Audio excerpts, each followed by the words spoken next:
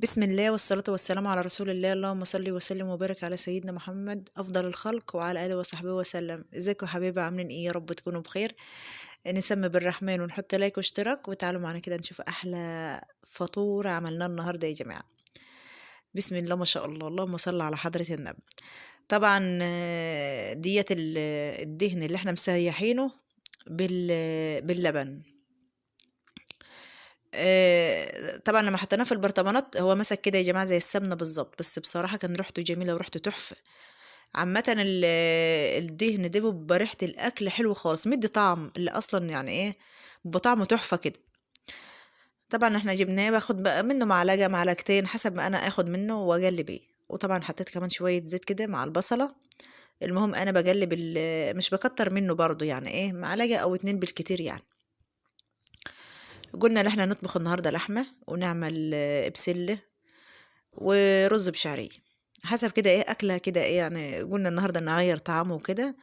بس بصراحه كانت اكله تحفه تحفه تحفه. كانت الريحه جميله جدا وانا بطبخ. انا بحب اطبخ بالدهن اللي احنا عاملينه ده واللبن. بيبقى يخلي ريحه الاكل جميل اصلا، يعني ايه، بده طعم اكتر واكتر عن الزيت. يا سيد اخويا بقى قال لي سوري انت هتطبخوا إيه النهارده؟ قلت له هنعمل لحمه، هنطبخ لحمه يعني. قال خلاص ماشي. هو مقتنع يا جماعه، لا في لحمه وفراخ، بدل في لحمه وفراخ هو بيحب اللحمه والفراخ وبحب السمك. عامه هو ما بيقولش لحاجه لا، هو بيحب كل حاجه عامه. يا دوبك قال لي يا سور طيب هتعمل ايه تاني؟ وقلت له هو ده بس النهارده. كان عايز حلويات وكان عايز كنافه وكان عايز قطايف وكان عايز فضل يقف كده يعني ايه، يعد لي كده على اللي هو عايزه يا جماعه. قلت له والله هات واحنا نعمل. بس النهارده نمشي النهارده كده بالاكله الجميله ديت، وبعد كده لو انت عايز ايه هنعملها لك.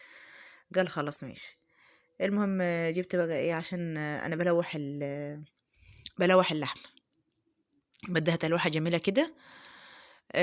جبت طماطم وجبت بصل. يعني ايه، حبيت ان انا احطها الاول كده في الحله من تحت قبل ما احط اللحم. هي في ناس بتحط اللحم كده يا جماعه، بتشوحها كده وكده وخلاص، بس انا بصراحه مش بعمل كده. انا بجيب بصل وبجيب طماطم، حبتين طماطم بصلتين كده يعني. وطبعا جبت البهارات وكمون وورق لوري وليمون معصفر من انتوا شايفينه ده كده، ومستكة وحبهان.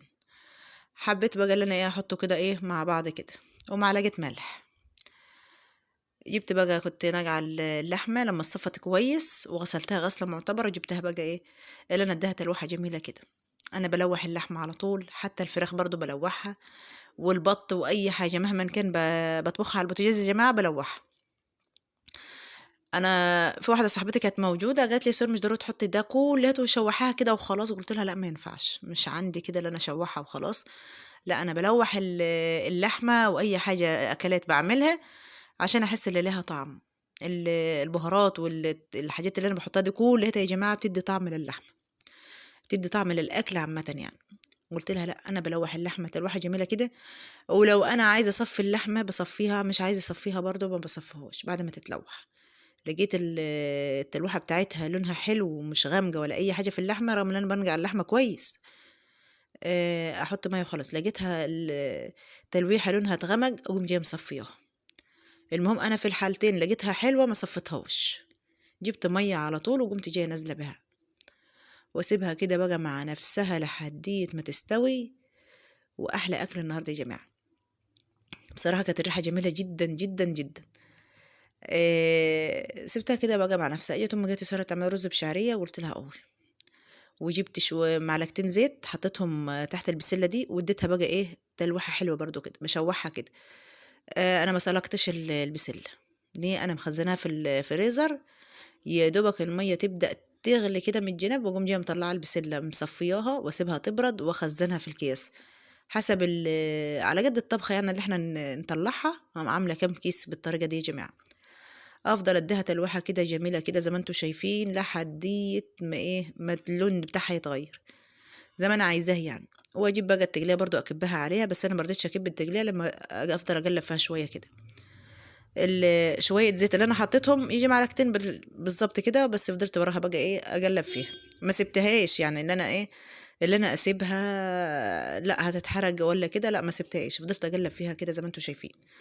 ويا دوبك بقى جيت غطيتها شويه كده، وجبت بقى ايه هاجي عشان احط عليها التقليه. انا بلوحها كده على طول، يعني ايه ما برضاش اسلقها خالص نهائي. اجت انا كنت امي جت يا ساره اسلقها، قلت لها لا هنديها تلوحه جميله كده. المهم انا في الحالتين مش بنسلقها، يا دوبك تطلع كده. بس بسم الله ما شاء الله كانت ريحتها جميله جدا، كانت حلوه خالص. شفتوا؟ صفيتها يا جماعه بعد ما لوحتها تلوحه كويسه كده، صفيتها. انا مش ما بحطش عليها التقلية على طول كده، لا لازم اصفيها الاول واقوم جايبه احط عليها التقلية. بسم الله ما شاء الله، شفتوا لونها عمل ازاي؟ فضلت اقلب فيها كده بقى لحد ما اديتها تلوحه جميله كده. وادي التقلية برضو سبكتها. بس ريحه الدهن المعلقه الدهن اللي انا حطيتها، اول معلقتين الدهن يا جماعه، ريحتها جميله جدا التقلية، بصراحه كان لها طعم جميل جدا، اكل كان تحفه كده.